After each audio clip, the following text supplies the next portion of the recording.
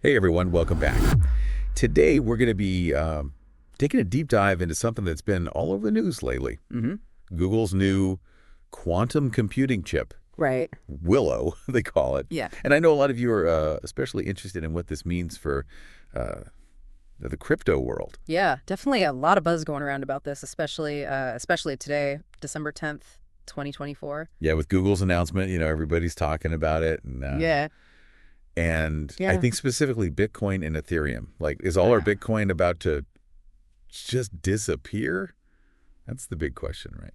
Right, yeah. So I think it's important to kind of start off by saying, quantum computers, they're powerful, yeah, but they're not quite ready to just crack Bitcoin overnight. Okay. Your Bitcoin is safe, at least for now. Okay, good.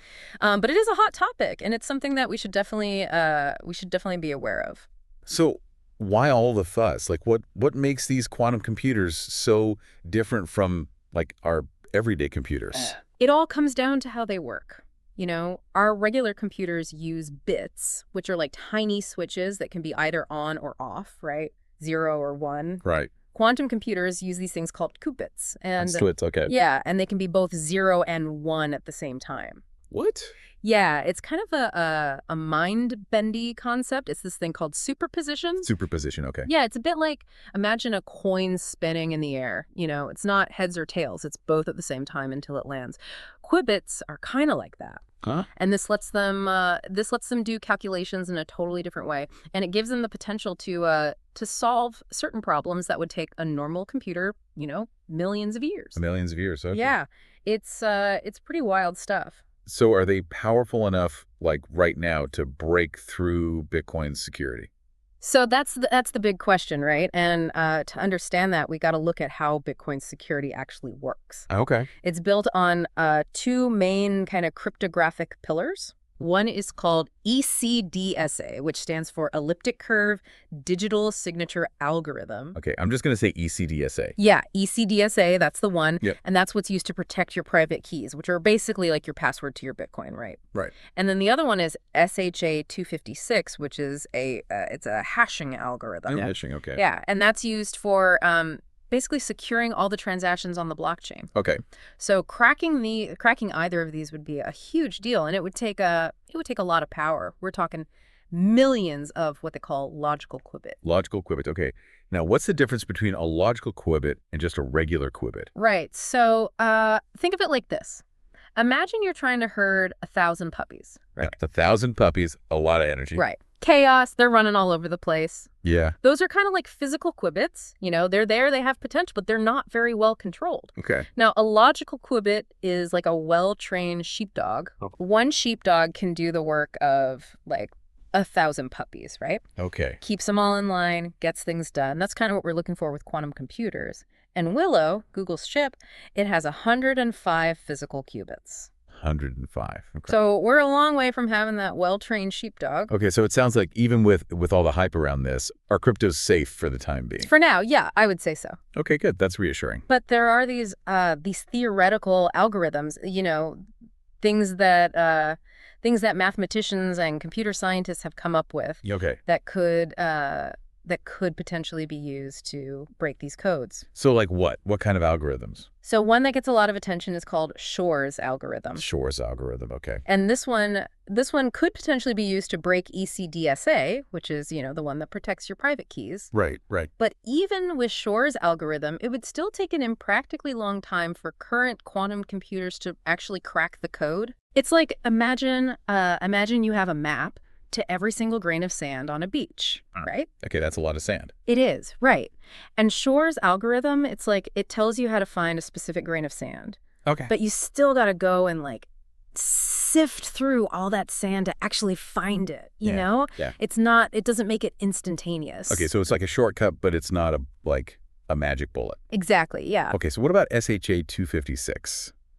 What about that one? I know there's like another scary sounding algorithm, Grover's algorithm. Yeah, Grover's algorithm, that's another one that people talk about a lot. Yeah. And it's different from Shor's algorithm. It's not about directly breaking the code. Oh. It's more about It's more about speeding up the process of finding weaknesses in it. Okay. Like imagine you're trying to pick a lock, right? Okay. Grover's algorithm, it might give you a slightly faster way to try different keys. Okay. But it doesn't magically make the lock disappear, you know? Right. So with SHA-256, Grover's algorithm could potentially speed up the process of finding collisions. Collisions, okay. And just remind me again, what's a collision? So a collision is basically when you have two different inputs, right? But they produce the same output. Okay. And that's a problem for hashing algorithms like SHA-256. Okay.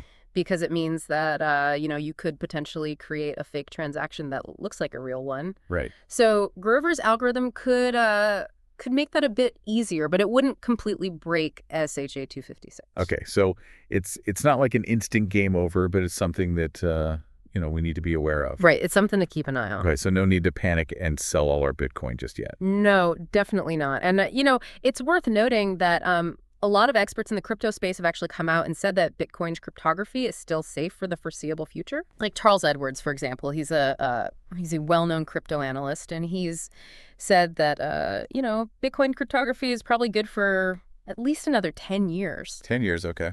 Yeah, and Ben Sigmund, he's another big name in the crypto world, and he's also said that he doesn't see quantum computers as an immediate threat to Bitcoin. Okay, well that's reassuring to hear. Yeah, I think it's good to to get those perspectives. Yeah, definitely. Yeah.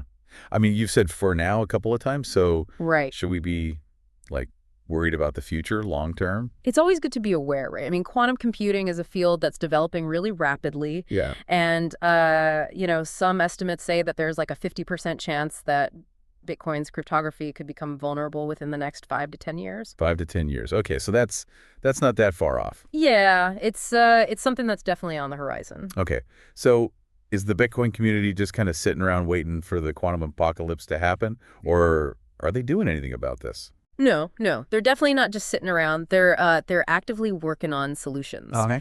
And one of the most promising areas of research is something called quantum-resistant cryptography. Quantum-resistant cryptography. All right, break that down for me. What is that? Yeah, so basically it's about creating new types of cryptographic algorithms that are specifically designed to be resistant to attacks from both classical computers and quantum computers. So building a fortress that can withstand any kind of siege engine? Yeah, that's a great analogy. Yep. So, and luckily we have organizations like NIST, the National Institute of Standards and Technology. Okay. And they're basically working to identify and standardize these new algorithms. So they're the cryptography knights, and they're searching for the strongest armor to defend our digital castles. Exactly. Right. I like that. Yeah. So they're running competitions and they're evaluating all these different algorithms with these crazy names like Crystal's Kyber and Crystal's Dilithium. Crystal's Dilithium. That sounds pretty serious. Yeah, Falcon, Sphinx, plus Flip. These are all contenders in this quantum-resistant cryptography race. Wow. So how would these new algorithms actually be integrated into Bitcoin? Right. So that's where the beauty of blockchain technology comes in, right? Okay. Because it's decentralized and adaptable, right? Okay. So the community could decide, through consensus, they could decide to upgrade the Bitcoin protocol and implement these new algorithms. So it's not as simple as just flipping a switch. Right. But it's also not an impossible task. It's definitely a challenge, right? It's going to require a lot of careful planning. It's going to require a lot of collaboration. Right. And it's going to require, making sure that everything works smoothly with the existing systems. Right. But the groundwork is definitely being laid right now. Okay, well that's good to know. Yeah. It sounds like we've got some breathing room. But the future of Bitcoin in a quantum world is definitely something that's being addressed. Absolutely. Okay, that's good to know. Yeah. That's great to know. But I think this brings up some even more interesting points. This whole conversation about quantum computing. Right. And the threats it poses. It kind of makes you think, what other aspects of our digital lives could be vulnerable, right? Okay, absolutely. That's a whole other conversation. Yeah, maybe we should save that for part 2. Yeah, I think that's a good idea. Okay, so listeners, we'll be back shortly with part 2 to dig even deeper into these quantum algorithms, right, and what the future holds for Bitcoin and potentially all of our data in a quantum world. Stay tuned. You're listening to Echoes of Insight, where we dive deep into the topics shaping our world, from the planet and politics to health, consciousness, economy, and alternative lifestyles. If you're enjoying the journey, make sure to subscribe and share this podcast with others who love exploring new perspectives. Stay tuned. All right, so welcome back to our deep dive into this whole quantum world, right? Yeah, definitely. We're getting pretty deep here. Yeah, and as promised, let's take a closer look at these quantum algorithms, Shors and Grovers that we keep bringing up. Yeah, they sound kind of scary. They do. I mean, they're powerful tools. Yeah. And, in the wrong hands, potentially dangerous. But right. I think it's important to understand, how they actually work. Yeah, I think I'm still a little fuzzy on that. Yeah, so let's start with Shor's algorithm. Okay. Imagine you've got this giant number, right? Yeah. And you need to find its prime factors. Okay. Now, a classical computer, what it would have to do is it would have to try dividing by every possible number until it finds the right ones. Right. And that could take forever, especially with a really big number. Exactly, yeah. It could take, literally millions of years. And that's how encryption works, right? Yeah, exactly. They use these giant numbers that are, impossible to factor. Right, yeah. They rely on the fact that it would take a classical computer an impractical amount of time. Right. Now, Shor's algorithm, what it does is it exploits this quantum phenomenon called superposition. Remember we talked about that? Yeah, the coin spinning in the air. Exactly. Yeah, where it's both heads and tails at the same time. Right. So qubits can be in multiple states at once, and Shor's algorithm uses that to basically explore all possible factors simultaneously. So instead of checking each possibility one by one, right, it's like it's checking them all at the same time. Exactly. Yeah, it's like having a million mathematicians working on the problem in parallel. Wow. And that makes it really effective for breaking certain types of encryption. Okay. Like RSA encryption, which is used in a lot of different systems, online banking, all sorts of things. Right. And it's also used in some aspects of Bitcoin. Okay, so Shor's algorithm is like the code breaker. Yeah, you could think of it that way. Okay, so what about Grover's algorithm? How's that different? Right. So Grover's algorithm, it's more like a super efficient search engine, right? Right. So imagine you're trying to find a specific book in a library with millions of volumes. Millions of volumes. Okay. A classical computer, it would have to go through each shelf one book at a time. Right. That sounds incredibly tedious. It is, and it would take a really long time. Yeah. But Grover's algorithm, what it does is it uses quantum superposition again to basically explore all possible locations at once. At once. Okay. So it can dramatically speed up the process of finding what you're looking for. Okay. Now with SHA-256, remember that's the hashing algorithm that Bitcoin uses. Right. Grover's algorithm. It can't completely break it. Okay. But it could potentially speed up the process of finding collisions. Right. And remind me again, what's a collision? So a collision is basically when you have two different inputs, two different pieces of data, but they produce the same output, the same hash. Okay. And that's a problem for SHA-256 because it means that you could potentially create a fake transaction that looks like a real one. Right. So Grover's algorithm could make it easier to find those collisions. Okay, but it's not like an instant death blow to SHA-256. No, not at all. Yeah. Okay, so it's more like a chip away at its strength kind of thing. Yeah, you could think of it that way. It's more like it weakens it over time. Right. But it doesn't instantly make it useless. Okay. But it does mean that the Bitcoin community needs to be proactive about staying ahead of the curve. And that brings us back to quantum-resistant cryptography, right? Yeah, exactly. Like we were talking about before, those organizations that are working on finding new algorithms. Right. Can you tell me more about how those actually work? Like what makes them quantum-resistant? Yeah, so these algorithms, they're pretty fascinating. Yeah. They're based on different mathematical principles than the ones that are vulnerable to quantum computers. Right. So, for example, one approach is called lattice-based cryptography. Lattice-based cryptography. Yeah, and you could think of it like a multi-dimensional grid with all these points scattered throughout. Okay. And the problem is to find the shortest path between 2 points. But it's really, really hard, even for a quantum computer, to figure out the shortest path.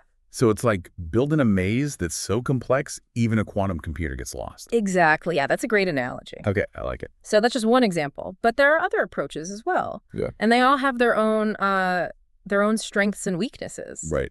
But the key is to find algorithms that are both secure and efficient. And can be integrated into Bitcoin. Exactly. Yeah. And that's something that the community is working on right now. Okay. Testing these algorithms, trying to figure out which ones are going to be the best fit.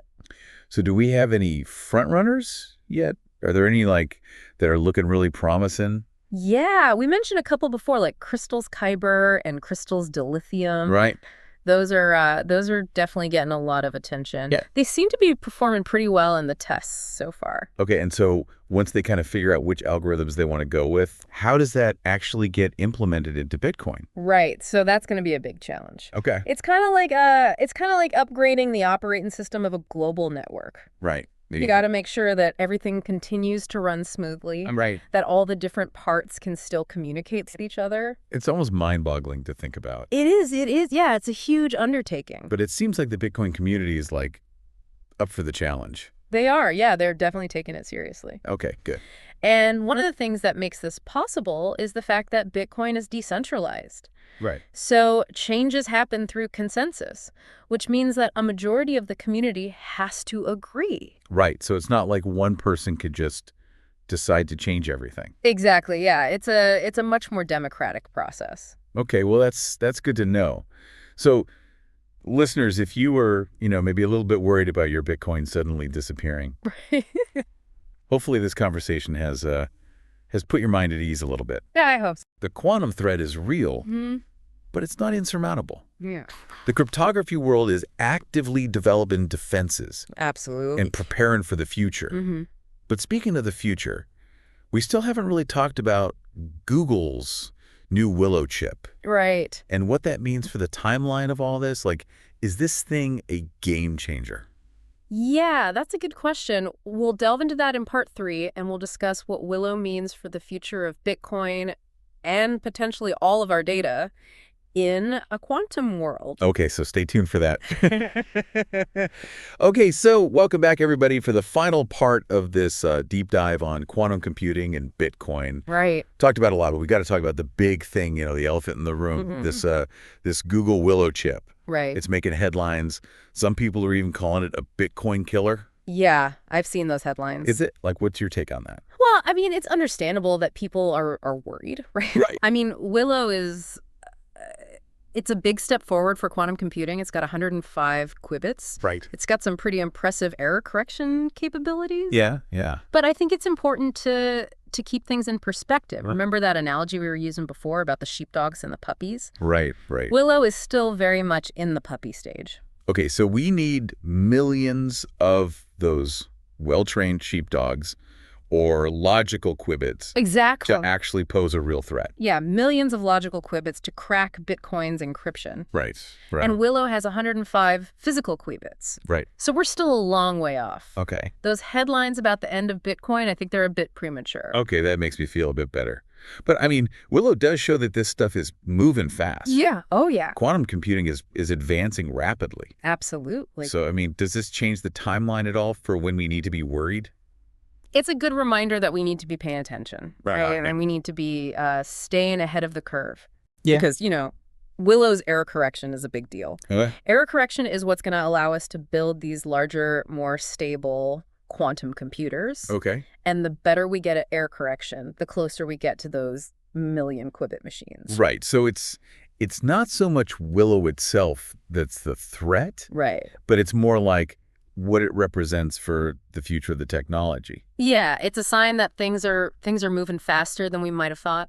Okay. And that the quantum future is approaching faster than we might have anticipated. All right, so let's say I'm a Bitcoin holder and I'm listening to this and I'm thinking, oh man, what do I do? Right. Should I be panicking? Should I sell all my Bitcoin? No, definitely not. Okay. Don't panic. Panic selling is never a good idea. Right. The important thing is to stay informed, right? Okay. Keep up with developments in quantum computing and keep up with developments in quantum-resistant cryptography. So knowledge is power. Exactly. Yeah. The more you understand about this stuff, the better equipped you'll be to make good decisions. Right. So, follow reputable sources, read articles, engage in discussions online. Okay. There's a lot of information out there. Yeah. And it's important to be discerning, but to stay informed. Okay, so what else? Anything else Bitcoin holders should be doing? Well, as we get closer to this transition to quantum-resistant cryptography, Right. I think it's going to be really important to make sure that you're using wallets and services that are actively working on implementing these new security measures. Okay. Choose providers that are taking this seriously and that are being transparent about their plans for the future. Right. So be proactive. Choose partners that are also taking steps. Exactly. Uh-oh. And it's not just about Bitcoin, right? I mean, this whole conversation about quantum computing, it has implications for everything. Right. I mean, our entire digital lives pretty much rely on encryption these days. Right. From online banking to secure communications to, all sorts of things. Everything. So these advancements that we're seeing, they have the potential to really reshape the entire digital landscape. It's a whole new world. It is. It is. So while we've been focusing on Bitcoin today, Right. the lessons we've been talking about apply to pretty much every other area of our lives. Absolutely. So it's about being aware of these changes Mm-hmm. and taking steps to protect ourselves. Being proactive. Yeah. Staying informed. Yeah. And embracing innovation. Okay, so listeners, that brings us to the end of our deep dive into quantum computing and Bitcoin. Right. Hopefully you found this informative. Hopefully you learned something new. I hope so. We've explored the power of these quantum computers, Mm-hmm. the threats they pose, and the solutions that are being developed to mitigate those threats. Absolutely. And we talked about the importance of staying informed, making good decisions, and choosing partners who are actively preparing for the quantum future. Yeah. It's going to be an interesting ride. It is. That's for sure. So stay curious, stay engaged, and stay tuned for more deep dives Yes. into the most exciting and impactful topics that are shaping our world. Until next time. Take care. Thanks for tuning in to this episode of Echoes of Insight. If you enjoyed this deep dive, don't forget to hit that subscribe button and share it with someone who loves exploring big ideas. Together, let's keep the conversation going. See you next time.